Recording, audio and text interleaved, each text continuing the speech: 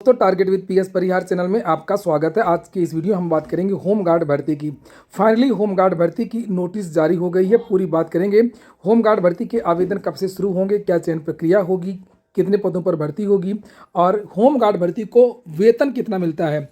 जिस दिन इसका शासनादेश जारी हुआ था उसी दिन मैंने एक वीडियो बनाया था जिसमें बहुत सारे विद्यार्थियों ने कमेंट किया था, सर होम गार्ड भर्ती को मानदेय कितना मिलता है। तो इसकी भी चर्चा हम इसी वीडियो में करेंगे।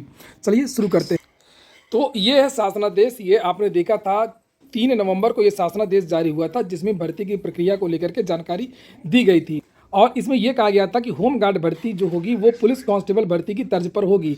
इसमें जो विद्यार्थी हाई स्कूल पास हैं वो विद्यार्थी आवेदन करेंगे और आवेदन की आयु के बारे में भी जानकारी दी थी। यहाँ पर शैक्षिक योग्यता के बारे में एक बार फिर से आप लोग देख लीजिए। इसमें हाई स्कूल पास विद्यार्थी ही आवेदन करेंगे और इसमें एक चीज़ स्पष्ट रूप से बताई गई थी कि जिस जिले का जो विद्यार्थी है उस जिले का ही विद्यार्थी आवेदन कर पाए। भर्ती लिखित परीक्षा के आधार पर होगी। आवेदन के बाद में लिखित परीक्षा होगी और इसमें अधिमानी अर्हताएं भी कुछ दी गई थी जिन्हें आप लोग यहाँ पर देख सकते हैं। जैसे एनसीसी का प्रमाण पत्र, सी है तो कितने नंबर मिलेंगे, बी है तो कितने नंबर मिलेंगे, ए है तो कितने नंबर मिलेंगे, भारत स्काउट गाइड का प्रमाण पत्र तो कितने नंबर मिलेंगे। ये आपकी जो मेरिट होगी लिखित परीक्षा की उसमें ये नंबर जोड़ दिए जाएंगे। एज के बारे में भी जानकारी दी गई थी कि 18 से 30 की बीच की अगर आयु है तो आप लोग आवेदन कर सकेंगे। आवेदन करने के बारे में इसी नोटिफिकेशन में ये जारी जानकारी भी दी गई थी।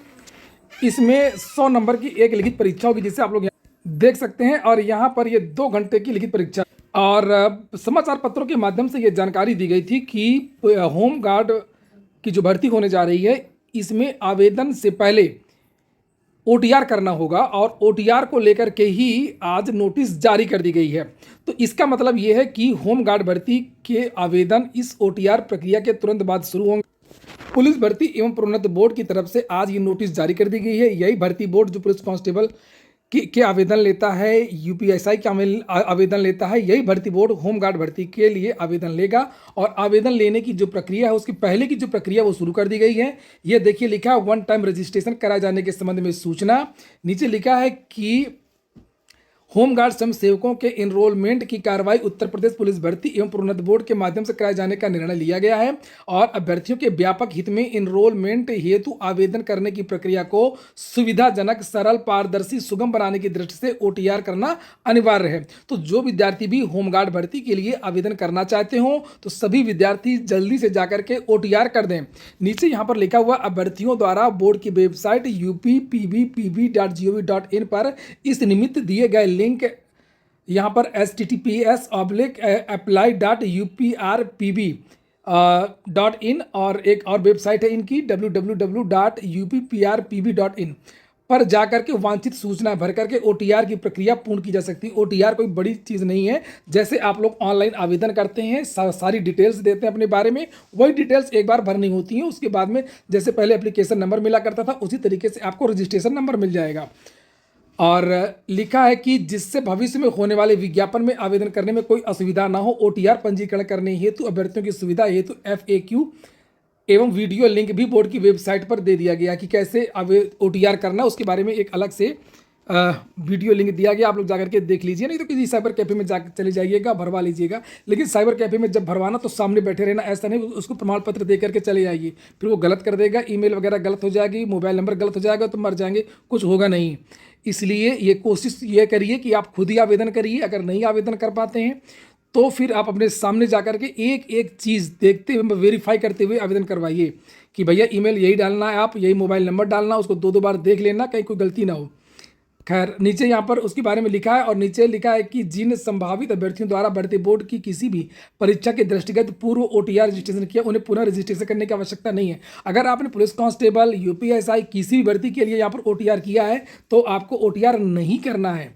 हर भर्ती के लिए ओटीआर नहीं करना होता, एक वेबसाइट में एक ही बार करना होता है। जैसे लोक सेवा की भर्ती में अगर एक बार आपने ओटीआर कर दिया तो वही ओटीआर RO, PCS सभी में काम आएगा। और नीचे यहाँ पर देखिए लिखा हुआ है कि होम गार्ड स्वयं सेवकों के एनरोलमेंट हेतु आवेदन पत्र ऑनलाइन प्रक्रिया के माध्यम से किए जाएंगे। ऑनलाइन आवेदन होंगे, ऑफलाइन नहीं होगा। इस संबंध में विस्तृत सूचना आवेदन हेतु लिंक बोर्ड की वेबसाइट पर यथाशीघ्र उपलब्ध होंगे। कोई भी समस्या हो, कहीं पर भी कोई भी दिक्कत हो, आप लोग मुझको बार बार कमेंट करिए। एक बार नहीं देखूंगा, 2 बार नहीं देखूंगा, तीसरी बार निश्चित तौर पर देखूंगा, या तो जवाब दूंगा या फिर वीडियो बन करके आ जाएगा। तो आप लोग निश्चित तौर पर कमेंट किया करिए। और यहाँ पर अभ्यर्थियों से अपेक्षा की जाती है कि नवीनतम अपडेट और अग्रेतर महत्वपूर्ण निर्देशों हेतु उत्तर प्रदेश पुलिस भर्ती प्रोन्नत बोर्ड की वेबसाइट का अवलोकन करते रहें और target with PS Parihar YouTube channel का भी अवलोकन करते रहें। वहाँ पर भी सारी अपडेट्स आपको दे दी जाएगी। तो ये तो हो गई जो आज नोटिस जारी हुई है आवेदन के पहले की। वापस आते हैं हम लोग शासनादेश में। जिन विद्यार्थियों ने पिछला वीडियो ना देखा हो तो वो लोग देख लें। जो नई नियमावली बनी है, जो नया शासनादेश जारी हुआ है, उसमें फिर से मैं रिपीट कर रहा हूँ, 18 से 30 के बीच के युवा आवेदन करेंगे। लिखित परीक्षा होगी, दौड़ होगी और हाई स्कूल पास है अगर आप तो आवेदन कर सकेंगे। हाइट देख लीजिए एक बार। हाइट जो सामान्य वर्ग के विद्यार्थी अगर 168 सेंटीमीटर के हैं, अनुसूचित जाति के, ओबीसी के, ये तीनों विद्यार्थी ओबीसी, जनरल और एससी तीनों की हाइट होनी चाहिए 168 और एसटी की हाइट केवल एसटी को छूट दी गई है, ट्राइब को 160 सेंटीमीटर की हाइट हो तो ये बच्चे आवेदन कर सकते हैं। सीना 79 से 84 5 सेंटीमीटर का अंतर होना ही चाहिए, ये नियम सभी में है। और महिलाओं के लिए हाइट होनी चाहिए 152, एसटी महिला को 147। इन महिलाओं के लिए वजन होना चाहिए 40 किलो का कम से कम। और नीचे एक दौड़ होनी है, उसके बारे में जानकारी दी गई है। दौड़ भी देख लीजिए, क्योंकि होमगार्ड भर्ती बिल्कुल पुलिस कांस्टेबल की तरह हो रही है। लिखित परीक्षा हो रही है, हाइट आपने देख ही लिया है और ये दौड़ है। यहाँ पर 4.8 किलोमीटर की दौड़ लगानी है 28 मिनट में लड़कों को, और लड़कियों को, महिलाओं को 2.4 किलोमीटर की दौड़ लगानी है 16 मिनट में। ये है। और उसके बाद में फिर आपकी जो मेरिट है, जो लिखित परीक्षा के आधार पर, ये केवल क्वालिफाइंग है, इसका नंबर वंबर कहीं कुछ नहीं लिखा हुआ है। इतना आपने क्वालिफाई कर लिया तो आप क्वालिफाई हो गए।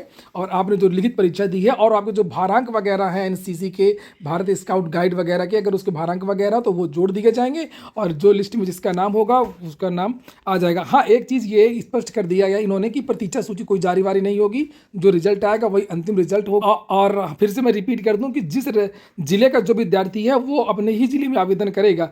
ऐसा नहीं है कि कोई जो है दूसरे जिले में जाकर के आप आवेदन कर दें जहाँ से पदों की संख्या ज़्यादा है। तो हम बात करते हैं कि कितनी सैलरी इनको मिलेगी। तो मैंने पिछले वीडियो में भी आप लोगों को जानकारी दी थी कि इनको मानदेय मिलता है प्रतिदिन, जितने दिन ये ड्यूटी करते हैं उसके हिसाब से पैसा मिलता है। तो इनको जो मानदेय मिलेगा वो 900 रुपये प्रतिदिन। ये देखिए यहाँ पर लिखा हुआ है कि होमगार्ड मंत्री धर्मवीर प्रजापति बताते हैं कि यूपी में होमगार्ड को प्रतिदिन के आधार पर मानदेय ड्यूटी अलाउंस दिया जाता है। वर्तमान में होमगार्ड स्वयंसेवक को 900 रुपये से ज़्यादा प्रतिदिन ड्यूटी मिलती है। इसके साथ में यातायात भत्ता अलग से मिलता है, वर्दी भत्ता मिलता है और भोजन भत्ता भी मिलता है। बस इतना मिलता है। बाकी आप लोग जो समझ सकें अपना वो बना कर लेता है, भत्ते भत्ते की जुगाड़ वो अपना लगा ही लेता है। पहले होमगार्डों को रोज़ ड्यूटी नहीं मिलती थी और अब इनको रोज़ ड्यूटी मिलती है। पहले ट्रेनिंग भत्ता लिखा 260 रुपये था, लेकिन अब ट्रेनिंग भत्ता डेली भत्ता समान हो गया है, यानी कि 900 रुपये ट्रेनिंग में ही मिलने लगे। मेरिट जिलावार बनेगी। और यहाँ पर जो ये प्रेस विज्ञप्ति तो जारी हुई है, साथ में पुलिस भर्ती एवं प्रोन्नत बोर्ड ने एक और ट्वीट किया है ऑफिशियल ट्विटर हैंडल से। और यहाँ पर इन्होंने ये बताया है कि OTR पंजीकरण आवेदन का प्रथम और अनिवार्य चरण है और इसके बाद आवेदन हेतु शीघ्र ही अलग से विज्ञप्ति जारी की जाएगी। और जो जानकारी मिल रही है कि लगभग 1 महीने आवेदन का ये समय देंगे। आज है 7 नवंबर और 7 दिसंबर के बाद यानी कि दिसंबर लास्ट में होमगार्ड भर्ती का जो विस्तृत विज्ञापन जारी होगा और इसकी जो आवेदन की जो प्रक्रिया है वो दिसंबर में शुरू हो जाएगी। आज की वीडियो में इतना ही। पूरा वीडियो सुनने के लिए बहुत बहुत धन्यवाद।